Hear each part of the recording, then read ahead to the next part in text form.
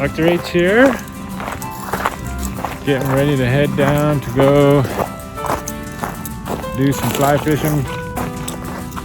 Camera so it's not in the sun. I guess it's not bad now. With Judah. Say hi, Judah. And Natanya. Say hi. Hi. Yeah. Well, we've been having fun fly fishing a little bit in the creek down behind our house, right? So we're gonna have a little quick episode of Physio on the go. As we're walking down the hill here, maybe we'll talk about why we have to have red blood cells. Those are important to us all. You guys probably know that. What happens if you lose your cells? You get anemia? You get anemia. Wow, that's pretty good, buddy. You're on top of it. Maybe you can teach these pretty soon. Right, so, yeah. Anyway, so,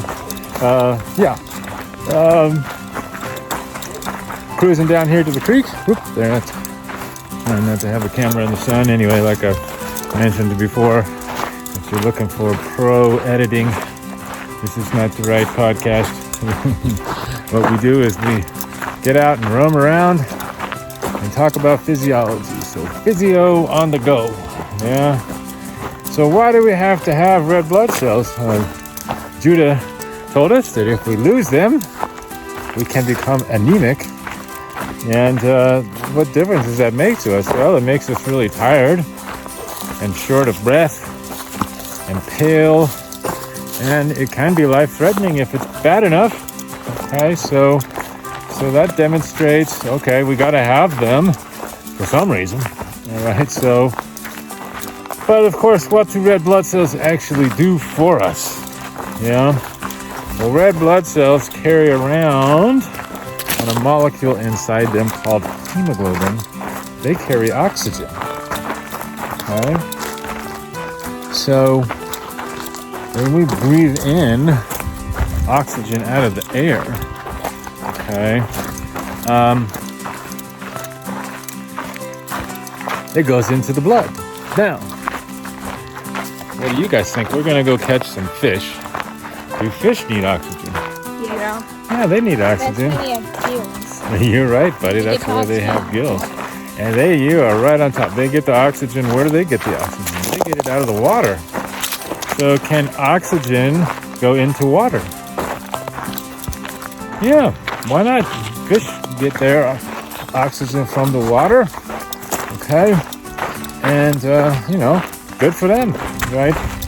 So our blood, does our blood have water in it, do you think? Yeah. Well, Yeah, our blood is mostly water, actually. Yeah. So, since our blood is mostly water, why can't we just have oxygen go into the water in our blood and live on that? Right? Well, we can't do that because it is true that oxygen can go into water. Yeah. There's a law in chemistry and physics known as Henry's Law.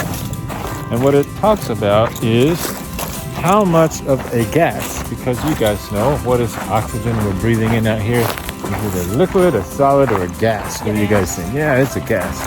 Oxygen is a gas, right? Under the conditions we live in, right? So Henry's Law tells us about how well oxygen, or any gas for that matter, can dissolve in water. Yeah. And so the formula is basically the amount of oxygen that dissolves in the water is going to be equal to a constant called the solubility of the gas, which is oxygen, okay, in this case, right, times something called the partial pressure of the gas.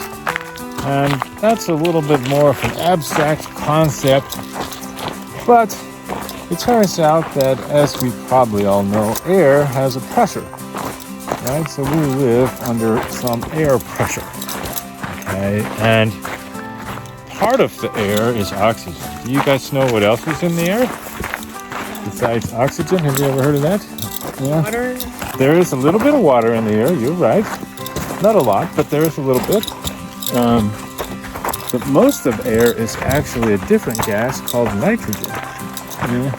There's actually more nitrogen in the air than there is oxygen or water or carbon dioxide or any of that stuff. So anyway, partial pressures are if the total amount of pressure in the air is a certain pressure. It happens to be 760 millimeters of mercury usually, although it's a little bit lower where I am because we live at 6,000 feet elevation in the mountains, and so there's less atmospheric pressure. Anyway, so a big chunk of the air is made up of nitrogen, so it's part of the pressure. It's called the partial pressure of nitrogen. And then flies are zooming around, and the sun coming from all angles here. So, right, here we go. That's better. All right. Yeah. All right. So, the part of the pressure that's due to nitrogen is the partial pressure for nitrogen, and the part that's due to oxygen is the partial pressure for oxygen. Anyway, so if you put air next to water, some of the molecules out of the air will go into the water, right? So is there nitrogen in the water? Yeah. Is there oxygen in the water? Yeah. How much nitrogen and how much oxygen? Well, that depends on the partial pressure, or the part of the pressure in the atmosphere that is due to that gas. For oxygen, that happens to be in the atmosphere about 150 something millimeters of mercury. In our lungs, it's more like 100 millimeters of mercury. We'll talk about that some other time. But so the blood going through our lungs experiences an environment with 100 millimeters of mercury of oxygen as the partial pressure. And according to Henry's law, the amount that is going to dissolve in the liquid portion of the blood, called the plasma, which is mostly water, is going to be equal to the solubility times the partial pressure. So, that's a long explanation for how oxygen can get into our plasma. So why can't we just do that? Why do we have to have red blood cells? Well, it turns out that, back to Henry's law, the solubility of oxygen is really poor. So not very much oxygen actually dissolves in the water, in our blood, right? So not enough to live on, right? So if we didn't have red blood cells, there would be oxygen in the plasma, in the water, in our blood. And we could try to use that. But because the solubility is so poor in water, and therefore in our plasma, there's not enough oxygen in the blood for us to live on, right? And of course, we need oxygen in our blood so our mitochondria can make ATP. We've talked about that before, right? Yeah, so why do we have to have red blood cells? Well, inside of the red blood cells is a bunch of a molecule called hemoglobin. Yeah, hemoglobin is made of two parts. There's a nice little creek that we get to cruise across.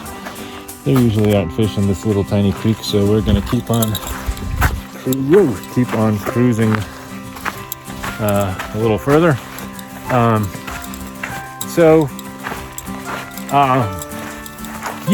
Inside red blood cells is something called hemoglobin, which is made of heme and globin. And in fact, inside the heme is something called iron. So when we build these molecules in the red blood cells, and they're being made in our bone marrow, we have to add hemoglobin, and we gotta have iron in there. Why do we need iron? Well, because it turns out that iron is able to bind with oxygen. And so you guys know that iron is important for the blood, right? Yeah. Yeah, if you don't have enough iron, what happens to you? Iron deficiency anemia. Iron deficiency anemia, that's right. Yep, and that can make you feel tired and not feel great until you get that taken care of.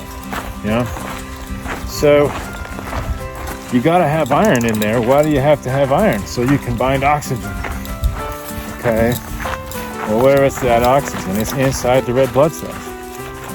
So why we have to have red blood cells is so we can pick up way more oxygen in our blood than we could if we didn't have red blood cells.